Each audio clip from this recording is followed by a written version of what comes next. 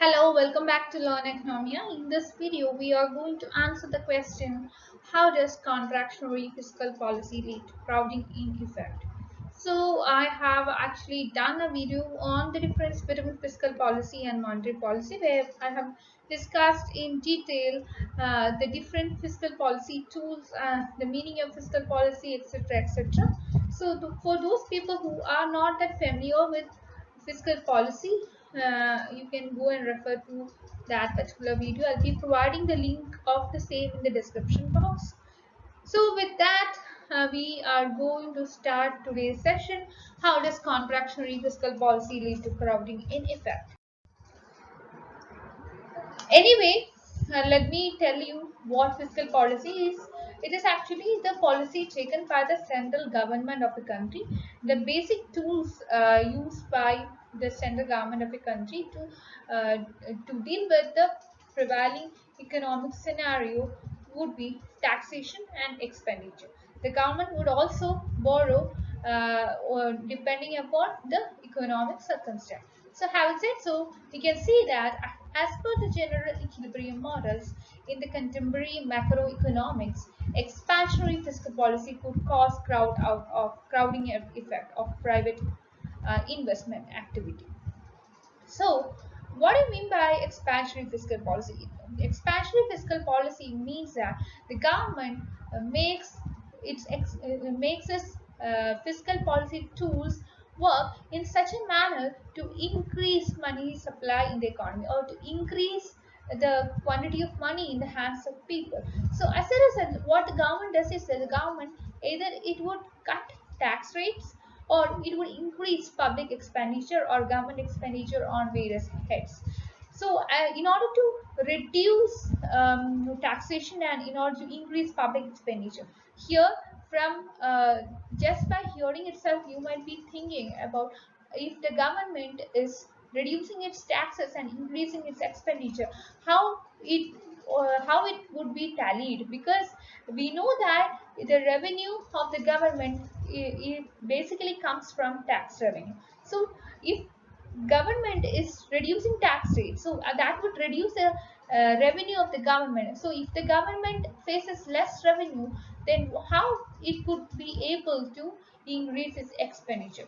So this is basically done by borrowing. The government would go for borrowing in order to increase its expenditure. So let's understand the details of expansionary fiscal policy and see how it leads to crowding out effect.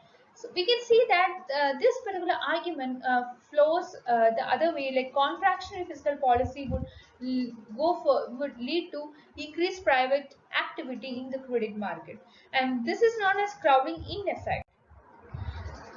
Coming to contractionary fiscal policy, as I have already told you, fiscal policy involves the policy actions taken by the central government of a country. So this involves spending as well as taxing habits.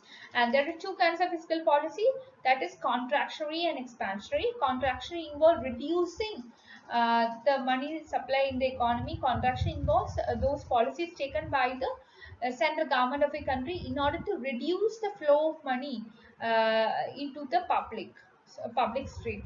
So as a result, the government would try its level best to curtail the flow of money into the hands of people. So government would increasing its taxation rates, and also it would make sure that it is not spending much.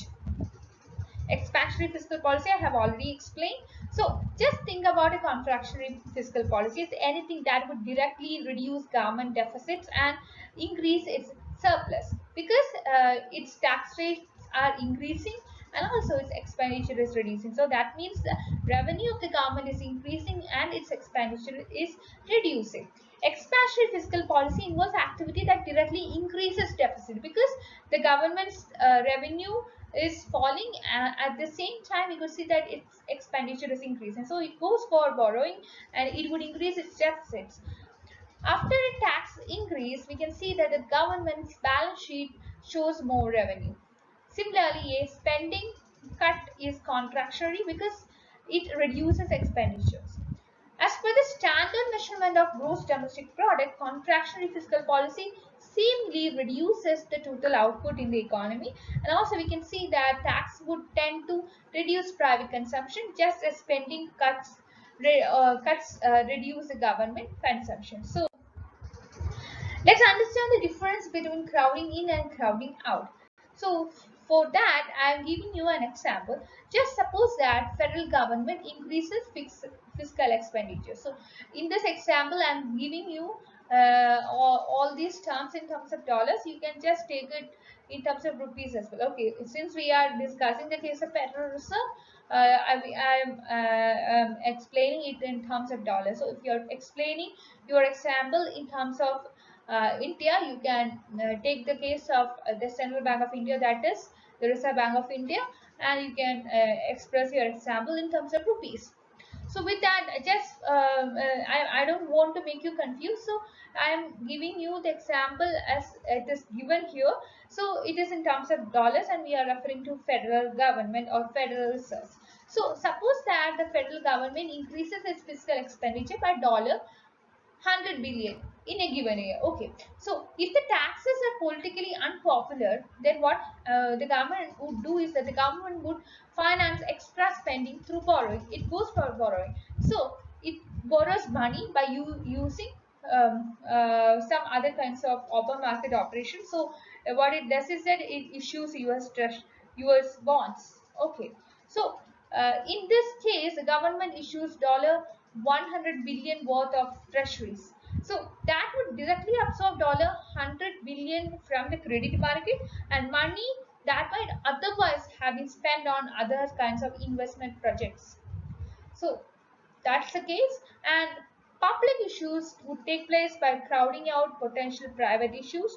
Moreover, an influx of government debt securities affect the interest rate and asset prices.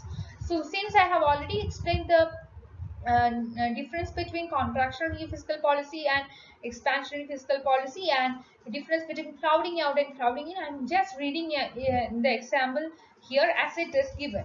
So if the private individuals are induced to increase their savings to purchase government debt, then the real interest rate would definitely increase. So when this happens, what is the repercussions of this? So it would be definitely difficult for individuals as well as small companies to obtain loan.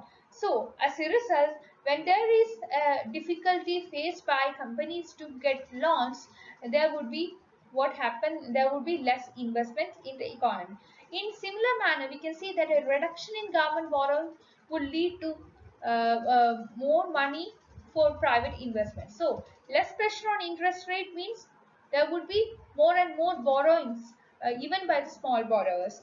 And in the long run, you can see that less government spending would means would mean fewer taxes. This would increase funds for private market. And if the government's contractionary fiscal policy leads to surplus, this the government can act as a creditor rather than a debtor.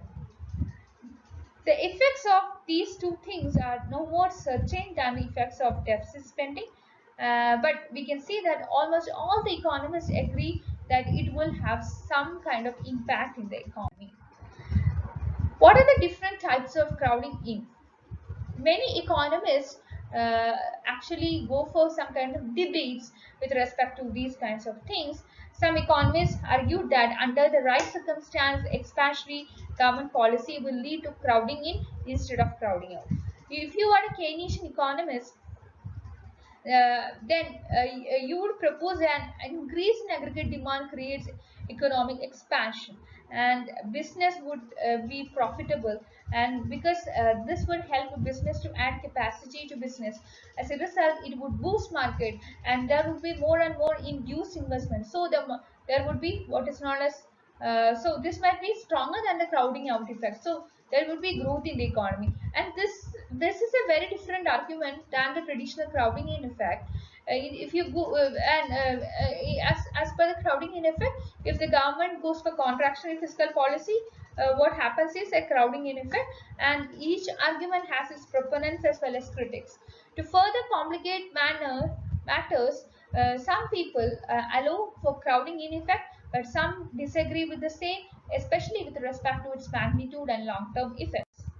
So that all for today. Please like, share, and subscribe to this channel for more video. I hope you got some idea with respect to the difference between crowding in effect and crowding in effect, crowding out effect. So the basic difference is whether the government's fiscal policy is actually helping the private investment increase, or whether the government's fiscal policy is leading to the reduction in private investment. So that's all about crowding in and crowding out.